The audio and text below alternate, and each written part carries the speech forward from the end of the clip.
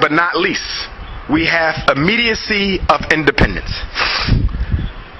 During the great abolition struggle of the mid-1900s, when my great uncle Frederick Bailey, who you know as Frederick Douglass, and my great grandfather, his brother, the great Stephen Henry Bailey, and his son, my great grandfather George Washington Bailey, and my cousins, the sons of Frederick Douglass, who fought in the infamous 54th Massachusetts Regiment Colored Troops, the first volunteers of the Civil War.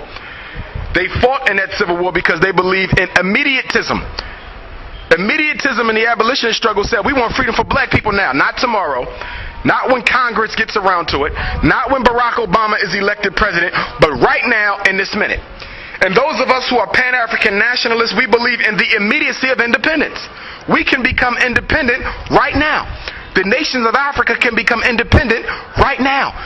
The communities of black America can become independent right now. You have the money, okay? You have the numbers, you have the training. The problem is you don't have the consciousness, legacy, loyalty, and honor to get it done. Immediacy of independence. Not next week, but today. We need our own stores, build them today. We need our own schools, build them today. We need our own jobs for our young people, training programs, trade unions, build them today. Our own factories and ships and airplanes, build them today. Supermarkets, build them today. Farms and factories, build them today. Immediacy of independence. IMIPAP, the two middle letters are what? I and P. Independence and protection. International movement for the independence and protection of African people. That is what we stand for.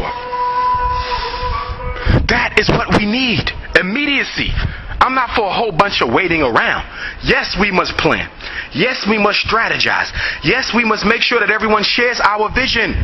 But when we begin to work, we work for the immediacy of independence. Yes, we will be patient. Yes, we will persevere in spite of the odds. Yes, we must keep a clear picture in our minds of what we are working for, and that is the freedom of our great-grandchildren. I didn't say our freedom. We won't live long enough. I didn't say the freedom of our children. They won't live long enough. I didn't say the freedom of their children. They may not live long enough. I said the freedom of our great-grandchildren. That's what we do this for. That's why you cannot be selfish and be a Pan-African nationalist. Because we don't work for our own comfort. We're working for the comfort of children who haven't even been conceived yet. When we are amongst the ancestors, if we are blessed to get that far, if they are willing to allow us into their fold, if we get to the ancestors and we look back down on earth, or we look up at our posterity, we want to be able to say that I helped lay the groundwork so that they could be free. Marcus Garvey could say that for the freedom of Africa. Martin Delany and Frederick Douglass could say that for the freedom of blacks. Martin Luther King could say that for the Civil Rights Bill and the Voting Rights Act. He could look at Barack Obama and say, you would be nothing had it not been for the struggles and the energy that God gave me to do what I did. So we got to leave something for our children.